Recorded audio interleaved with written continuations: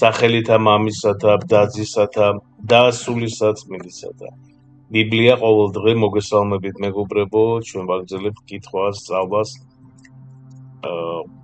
ეს არის ფსალმუნი 91, წმინდა მამების გამარტებით და ჩვენ ვიწყოთ პირველი მუხლიდან.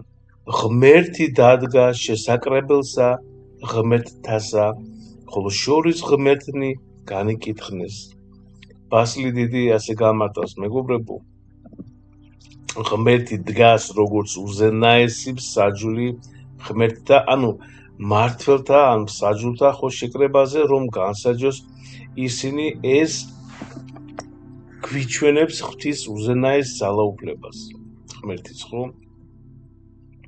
იოანე უქროპირი ასე გამარტავს ამ სიტყვებს, ღმერთი მსაჯულია, რომელიც ყველას ამხელს, ვინც სამართლიანობას არღვევს. მეორე მუხლი. ვიდრემდის სჯიდეთ სიცრუვესა და თვალთა აღებდეთ ცოდვილთა. ანუ რამდენ ხანს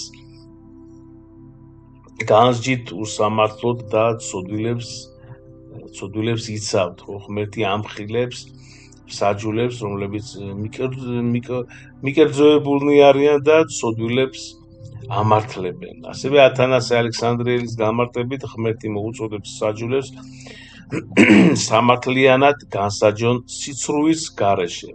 მესამე მუხლი მეგობრებო. უსაჯეთ ბობოლსა და გლახაკსა, მდაბალი და დავრდომილი განამართლეთ.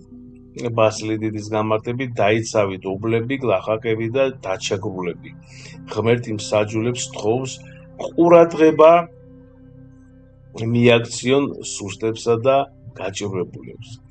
წმინდა გრიგოლ ნოსელი ასე გამარტავს, ღმერთი იცავს სუსტებს და მოითხოვს მათ სამართლიან განსჯას. შემდეგ მეგობრებო ვაგრძელებთ უკაცრავად ბოდიში. მეოთხე მუხლი. განარინეთ გლახაკი და დავრდომილი და ხელთაგან ცოდვილისათა იხსენით იგი. ესე იგი, გაათავისუფლეთ გაჭირვებული ცოდვილთა ხელიდან. ხო, ეს არის მეგობრებო მოწოდება, რომ მსაჯულებმა გადაარჩინონ დაჩაგრულები. წმინდა კირილი იერუსალიმელის გამარტება ასეთია მეგობრებო, ღმერთი მოითხოვს, რომ გაჭირვებულები დაიცვან ჩაგვრელთაგან. შემდეგ ვაგრძელებთ მეხუთე მუხლი. არასცნეს, არც აგულისხმაყვეს და ბნელსაშინავლენან შეიზრნეთ ყოველნი საფუძველნი ქვეყანისანი. ბასილი დიდის გამარტებით, ესე იგი ისინი ან მსაჯულები არაფერს ხდებიან, ბნელში დადიან, მათი უსამართლობის გამო მთელი საზოგადოება რყევას განიცდის. წმინდა ავგუსტინეს გამარტებით უსამართლო მსაჯულები, ანუ ბნელში არიან, რაც ქვეყნის საფუძველს ანკრევს. შემდეგი მეექვსე მუხლი. მე ვსთქუ ღმერთნი სამეხართ და შვილნი მაღლისანი თქვენ ყოველნი. ანუ თქვენ მსაჯულებო ღმერთისგან ხართ დანიშნულები, მისი შვილები, ღმერთი მათ მაღალი პასუხისმგებლობის შესახებ ახსენებს.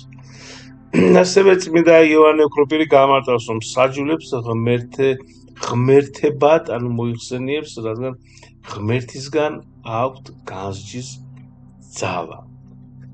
ხოლო თქვენ ვითარცა კაცნი მოსწყდებით და ვითარცა ერთნი მთავართაგანი დაეცემით.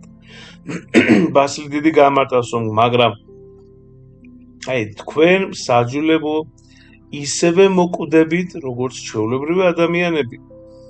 ანუ ღმერთი აფრთხილებს, რომ მათი ძალაუფლება დროებითია. წმინდა ათანასე ალექსანდრიელის გამარტებით უსამართლო მსაჯულები დაეცემია, რადგან ღმერთის ნებას არ იცავენ. აღსდე ღმერთო, განსაჯე ქვეყანაი, რამე თუ შენ დაიმკვიდრო, ყოველთა შორის წარმართა. ანუ ღმერთო ადექი და განსაჯემ მთელი მსოფლიო ეს თხოვნა რომ ესე იგი ღმერთმა თავად აღასრულოს სამართალი ყველა ხალხში. ასევე გრიგოლ ნოსელის განმარტებით ღმერთის საბოლოო მსაჯულია, რომელიც ყველა ერთს განსჯის სამართლიანად. ეს იყო მეგობრებო ბოლო მუხლი. მადლობა.